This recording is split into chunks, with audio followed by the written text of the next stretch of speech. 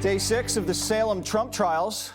It all started with the judge hearing the prosecution's request for Trump to be held in contempt of court for allegedly violating his gag order 10 times, a.k.a. muzzling the leading presidential candidate in the thick of an election.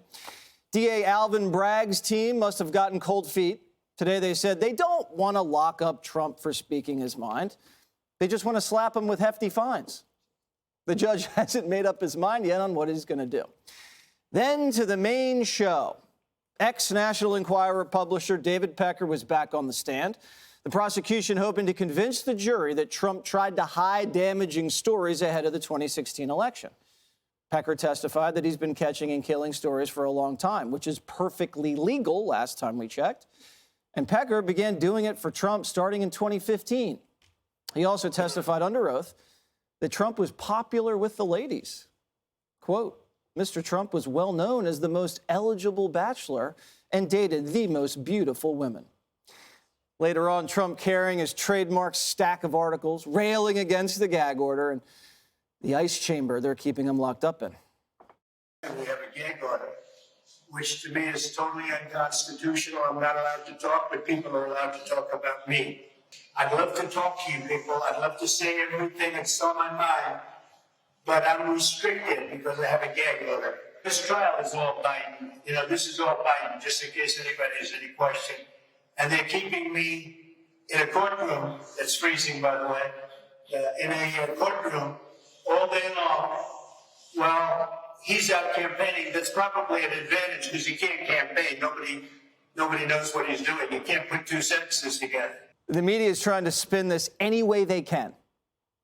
This is Donald Trump goading the judge to do this. And I think the reason is he'd much rather have all of us talk about his being jailed than to talk about the evidence at the trial. Judge Marchand is calm. He's methodical. He makes decisions quickly. He's decisive. He said this case is all Biden. There is precisely zero evidence that President Biden had anything to do with orchestrating, running this case. Is there any greater irony than complaining about a gag order and saying it restricts you from speaking while you're speaking to cameras and media who's in the hallway? Okay, the gag order controversy, Dana. He's gonna take his time. The judge. He's gonna ponder it, and then he's gonna make up his mind. None of this makes sense. But I thought the Wall Street Journal editorial board had a really good point. They said, "What are you protecting Michael Cohen from? He's very public. He's out there. It's not like juror number 2 who was like, you know what, guys? I don't want to have any of this attention on me. I'm a very private person. Michael Cohen's not a private person, and he is willing to get out there and mix it up with everyone. So I'm not exactly sure who the judge even thinks this gag order is protecting. Now, if it's jurors, fine, but it hasn't been. But the star witness is Michael Cohen. So he gets to go on TV and talk about Donald Trump, and Donald Trump can't talk about him. And they're saying, oh, we don't necessarily want you to go to jail because we know that would look terrible for us. We just want you to have to pay a lot more money, as if that was a good solution. You know the phrase, too good to check? Mm-hmm. You know, when you want a story so badly, and you want it to be true, and you're afraid to have your producers fact check it because then it might turn out not to be the story that you want. Not familiar with that, Dana. I think that this is what's... Never heard of it. I think this is what's happened. I was reading this op-ed in the New York Times today by a legal scholar from Boston, and he said, this is terrible. He said, I always had a hunch it was a terrible case, but after opening statements, he said, this is awful. I'm not a lawyer. We have lawyers here, so they'll talk about that. I just want to mention one last thing about the politics. I thought what President Trump did this morning, super smart. Before he went into the courtroom, he did address the cameras, but he didn't talk about the case. He talked about 2 things that were really important for him today in order to get on the record. One was the primary in Pennsylvania. Pennsylvania is the state that Biden must win in order to get to 270 in the Electoral College.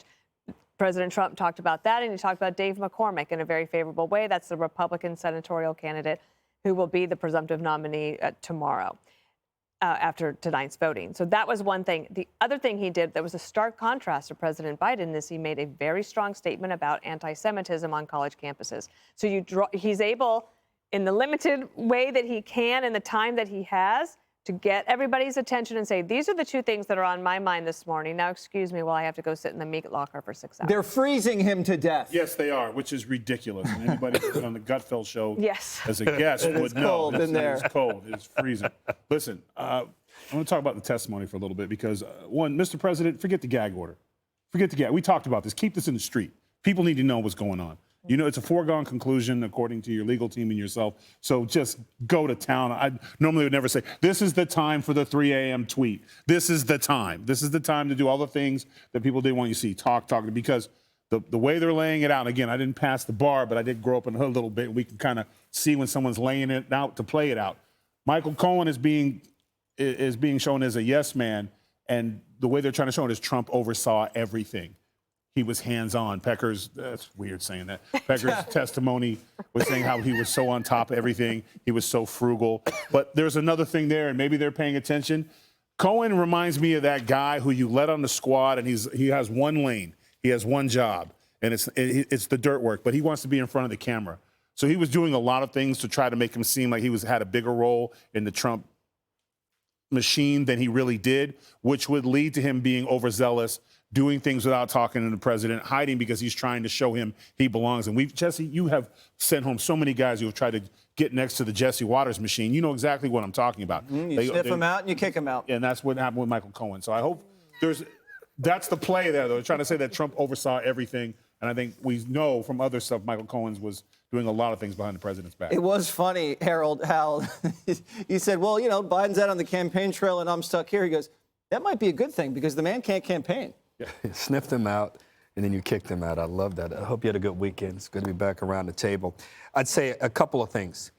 I agree with Dana and you. I thought the president, and what Tyrus was saying about the start of the day, I thought the president, he needs to stay on the campaign before he goes in the courtroom, to draw that contrast, the juxtaposition that we talked about last week when I talked about his ability to be a good political athlete. Two, he's innocent until proven guilty. And Mr. Pecker's comments, I'll get to that in 1 second, I think I'm beginning to understand better what Mr. Bragg and his office is trying to do here. We learn, and the judge, I imagine, will comment on this in a few minutes here, in a minute or two, that the second charge that was not outlined in the body of the indictment became clear today from the prosecutor who was doing a direct examination against Mr. Pecker. I think there's going to be a belief from the legal standpoint, and I agree legally, the things that they're talking about that Mr. Trump did to, whether it's hush money or these relationships, none of that is illegal.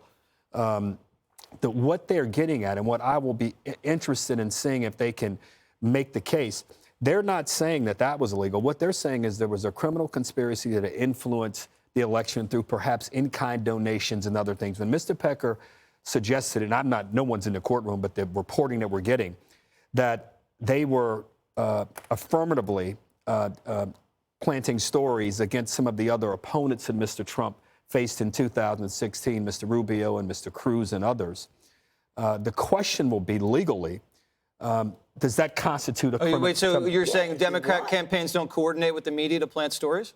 Well, no, if you listen, I am saying that. If you listen to Jesse, listen to me 1 second. Mr. Pecker is openly saying, he's laying on the narrative, saying that they were together, they talked about these things, that Mr. Trump was, none of that is illegal, that he was popular with women, and these stories, they were into paying for journalism, all that kind of stuff. That's fine. But the question becomes, if you are out peddling stories that you know are not true about other candidates, can that be perceived as an in-kind donation? Who said that? That's what they said today, Judge, and that's what no. Well, Judge, No. Judge, this is just a fact. You can disagree with the analysis, but Who said that today? The prosecutor. That they said that the prosecutor. So that's what I'm saying. This is the part of the indictment that was not talked about, and this is the question. There are going to be good days and bad days in courts. I'm not saying that this can be proven, but now I understand the case. Because what you said, Jesse, and many have said over the last several days, we've all said on this set, that the federal prosecutors decided not to pursue some of this hush money stuff. I got that. That seems right. The question is, does this other stuff, does this constitute a crime? I'm not saying it does, Judge, but this is the issue that they're pushing in this case, and we'll see what happens. I hope they lift the gag order on him. I think it's unfair to have a gag order on him. Harold, you're a lawyer. you know as well as anyone else that you can't possibly pick a jury or make an opening statement if you don't know what the crime is.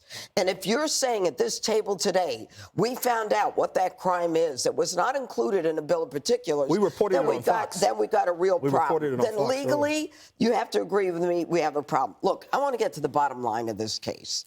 The bottom line in this Trump case is whether or not Donald Trump had the intent that the money that was paid was being used to affect the election.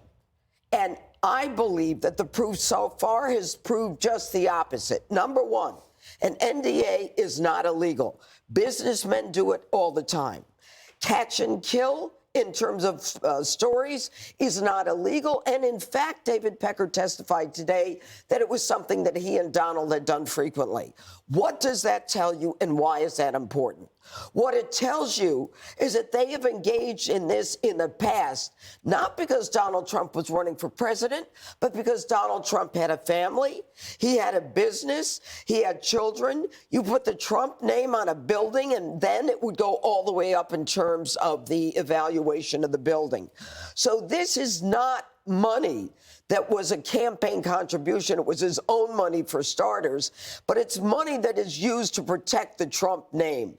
And unless you can prove to the opposite, beyond a reasonable doubt, to 12 people, stop talking, all right? And the gag order is unconstitutional. You cannot gag one party, especially a defendant who is running for president, on a sham case where the misdemeanors are expired and the local DA is putting on the jacket of the federal prosecutor saying, I'm going to save us from the statute of limitations by making believe I'm a federal prosecutor. You cannot gag that person and allow Michael Cohen, Stormy Daniels, and the whole lot of them to say, Donald Trump's no good, he's a liar. I mean, it just isn't fair. And it shows how inappropriate Judge Merchan is as it relates to Donald Trump's and his rights. If this court wants people to believe that there is fairness in this trial, then what the court has to do, you either gag everybody or you don't gag anyone. And last point I want to make is the feds for decades have not allowed anyone to identify anyone running for office in the 6 months before a campaign to be identified as a target, as a defendant, or bring charges. That is a period of time where the feds zip it up. They're not only not zipping it up, they're trying this man on an unfair, expired misdemeanor that is totally legitimate based upon everything we've heard. Zip it and flip it. I just say I agree with you on the gag order, but there's a second. I know you don't agree with me, but you should just look back at what we've been reporting today on Fox about what I was saying. I'm not trying to be critical of it. Okay. I will. It's good to have you back around the table. I'm glad to be back. All right, What coming about up. me? I love you. You were gone. I love you. I was gone. I'm back. You're never gone. Your presence never missed. Have a lozenge. Click here to subscribe to the Fox News YouTube page to catch our hottest interviews and most compelling analysis. You won't get it anywhere else.